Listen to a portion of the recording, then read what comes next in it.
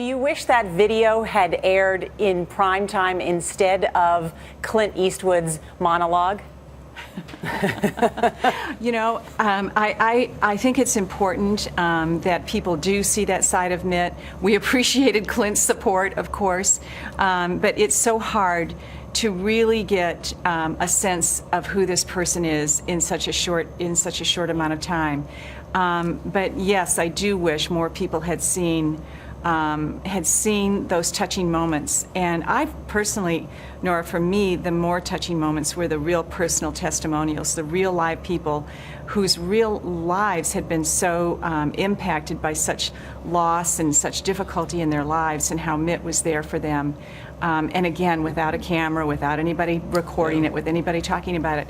And I think the important thing to know is that it's been very hard for Mitt to open up about these things and to talk about things. Why has it taken so long? Because when something is that dear and close to your heart, there's something that you lose by sharing it, or sort of trying to shine a spotlight on you.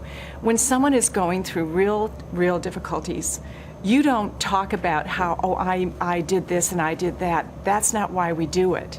We do it to be there for one another and to care for one another. And I am just really grateful that Mitt is the kind of guy that taught my children by a powerful example of living that. And the gratitude I have in my heart as a mother now is that my children saw their father doing these things that we don't speak about often, or that we don't share often. But they saw him and they saw how he lived.